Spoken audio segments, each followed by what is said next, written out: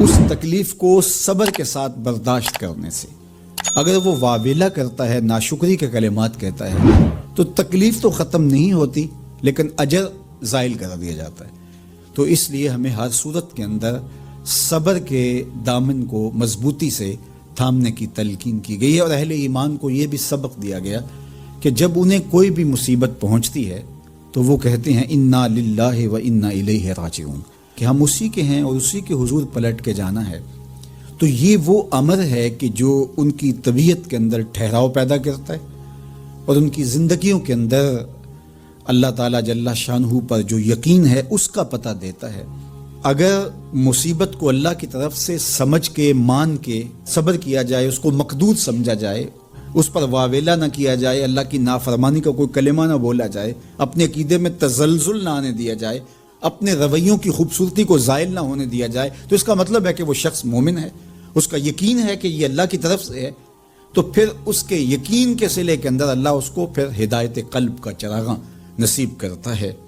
اور فرمایا واللہ بکل شیء علیم، اور اللہ ہر شے کو جاننے والا ہے، اسے پتہ ہے کہ کسی پر مصیبت نازل کیوں کرنی ہے، اور اس مصیبت سے اس کا امتحان لینا مقصود ہے، اس کے درجوں کو بلند کرنا مقصود ہے، اس کے گناہوں کو معاف کرنا مقصود ہے، اس کو کسی آزمائش میں ڈال کر کے اس کو مزید کندن بنانا مقصود ہے، یا اس کا کیا مقصود ہے، اس کو سزا دینا مقصود ہے، یہ اسے پتہ ہے۔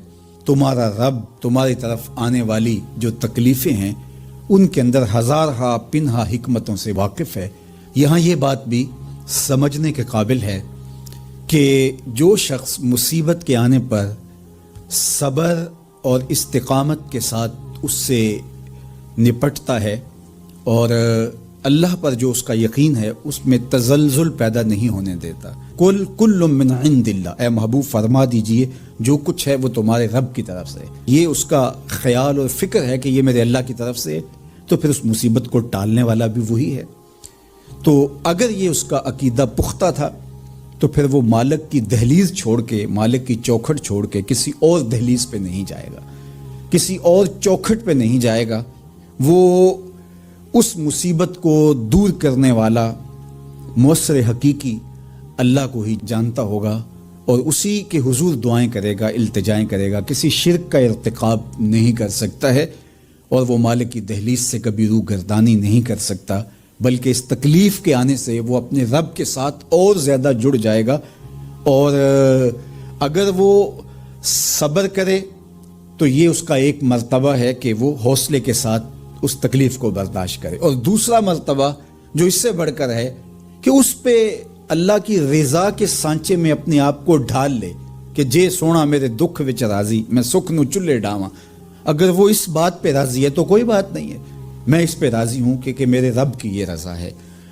تو یہ دونوں چیزوں کا مل جانا، یا دونوں میں سے کسی ایک کا مل جانا، یہ اللہ کی طرف سے اس کو دیا گیا انعام ہے جو اس مشکل حالات میں اس کو حاصل ہوتا ہے۔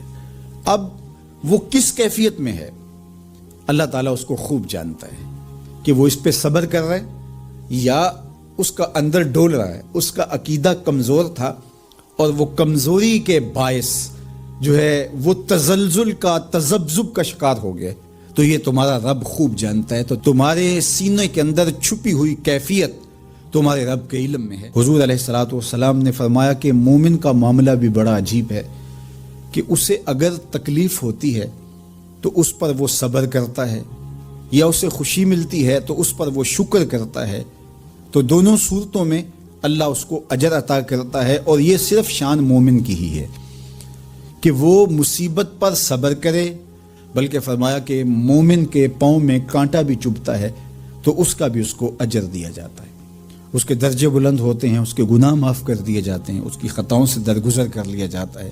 لیکن یہ مشروط ہے۔ حضرت جابر رضی اللہ تعالیٰ عنہ فرماتے ہیں کہ رسول کریم صلی اللہ علیہ وآلہ وسلم نے ارشاد فرمایا، اللہ اکبر، دیکھیے کہیں کہا گیا کالا کالا نبی صلی اللہ علیہ وسلم، کہا گیا کالا کالا رسول اللہ صلی اللہ علیہ وسلم، کہیں کہا گیا کالا کالا ابو القاسم صلی اللہ علیہ وسلم، کیسے رنگ ہے۔ حضرت عائشہ بھی روایت کرتی ہیں حضور کی حدیث، تو کبھی نہیں کہتی کہ کالا کالا زوجی، میرے شوہر نے کہا، وہ بھی کہتے ہیں کالا کالا رسول اللہ، میرے رسول نے کہا. حضرت عباس روایت کرتے ہیں تو کبھی نہیں کہتے کہ میرے بھتیجے نے کہا, وہ بھی کہتے ہیں قال قال رسول اللہ صلی اللہ علیہ وسلم. اللہ اکبر. حضرت علی روایت کرتے ہیں, حضرت علی حضور کے بھائی لگتے ہیں نا, تو کبھی نہیں کہتے قال قال اخی, میرے بھائی نے کہا, وہ بھی کہتے ہیں قال قال رسول اللہ صلی اللہ علیہ وسلم. اللہ اکبر. یار رسول کا رشتہ کتنا بڑا رشتہ ہے. تو کوئی نہیں کہتا میرے شوہر نے کہا ہے, کوئی نہیں کہتا میرے بھتیجے نے کہا ہے, کوئی نہیں کہتا کہ میرے بھائی نے کہا ہے, سارے کہتے ہیں میرے رسول نے کہا ہے. تو یار یہ کتنا بڑا رشتہ ہے, کتنا عظیم رشتہ ہے. تو اس رشتے کے ساتھ فخر ہوتا ہے, ناز ہوتا ہے. اللہ اکبر. تو یہ کیا کہتے ہیں, قال ابو القاسم. اب یہ کہتے ہیں قال قال رسول اللہ صلی اللہ علیہ وسلم. رسول کریم صلی اللہ علیہ وسلم نے ارشاد فرمایا, اردت علی النار, میرے اوپر جہنم کو پیش کیا گیا. میں نے جہنم کا ملاحظہ کیا تو میں نے وہاں ایک عورت کو دیکھا, اس کی ایک بلی تھی. اس بلی کی وجہ سے اس کو میں نے عذاب میں مبتلا دیکھا. کیسے بلی کی وجہ سے اس کو عذاب دیا جا رہا تھا؟ اس نے بلی کو باندھا ہوا تھا, قید کیا ہوا تھا. نہ تو اس کو وہ کوئی دودھ دیتی تھی, کوئی اس کو کھانے کے لیے چیز دیتی تھی, اور نہ ہی اس کو چھوڑتی تھی کہ وہ زمین کے کیڑے مکوڑے کھا کے اپنے پیٹ کی آگ بجھا سکے. یہاں تک کہ وہ بلی بھوک کی وجہ سے مر گئی. رسول اللہ فرماتے ہیں بلی کی اس مالکہ کو میں نے جہنم کی آگ میں جلستے ہوئے دیکھا. اور عمر بن عامر الخزائی, بنو خزاعہ کا شخص عمر, اس کو میں نے دیکھا اپنی انتڑیوں کو جہنم کی آگ میں دھکیل رہا ہے. اس کی انتڑیاں نکلی ہوئی ہیں اور جہنم کی آگ میں گھسیٹتی ہوئی اس کی انتڑیاں جا رہی ہیں. یہ پہلا شخص تھا جس نے سائبہ بنائے تھے, جانوروں کے کان چیر دیے اور بتوں کے نام پہ چھوڑ دیے. یعنی سب سے پہلے بت پرستی کا آغاز عرب میں کرنے والا بنو خزاع کا عمر بن عامر یہ تھا. تو اس کو میں نے حضور نے فرمایا دیکھا کہ یہ جہنم کی آگ میں جلس رہا ہے. چونکہ اب جتنے بھی لوگ بت پرستی کریں گے ان سب کا گناہ عمر بن عامر کے نامہ اعمال میں درج ہوگا. ان کو بھی گناہ ملے گا جو بت پرستی کرتے ہیں. اور چونکہ ایجاد اس نے کیے تھے, بت اس نے بنائے تھے, تراشے اس نے تھے, پھر اس کے بعد اس نے جانور بتوں کے نام پہ چھوڑے تھے, چڑھاوے چڑھانے کا انداز اختیار کیا تھا, لہٰذا اس کو جو ہے وہ گناہ پہنچتا رہے گا. تو کہا میں نے اس کو عذاب میں مبتلا دیکھا.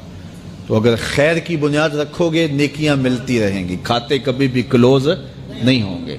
اور اگر برائی کی بنیاد رکھو گے قیامت تک اس برائی پر جو عمل کرتے رہیں گے اس کا گناہ بھی کھاتے میں پڑتا رہے گا. اللہ اکبر. تو ہمیں اچھائی کی طرح ڈالنی چاہیے, نیکی کی طرح ڈالنی چاہیے. آقا کریم علیہ الصلوۃ والسلام نے ایک موقع پر فنڈ مانگا تو ایک شخص نے اٹھ کر کے پیش کیا. تو جب اس نے پیش کیا تو اس کے دیکھا دیکھی دوسرے بھی کھڑے ہو گئے, دوسرے بھی پیش کرنے لگے. بعض کا سارے خاموش ہوتے ہیں, کوئی ہمت نہیں کرتا. تو ایک کھڑا ہوا تو اس کو دیکھ کے دوسرے بھی کھڑے ہو گئے. تب حضور نے فرمایا تھا من سنّا فی الاسلام سنتن حسنتن فلہ اجرھا, جس نے اسلام میں کوئی اچھا طریقہ رائج کیا اس کو اس کا اجر ملے گا. اور پھر اس کی دیکھا دیکھی جس نے بھی کوئی اچھا کام کیا اس کا اجر بھی اس کے اجر کی کمی کے بغیر اس کے کھاتے میں بھی داخل ہوتا رہے.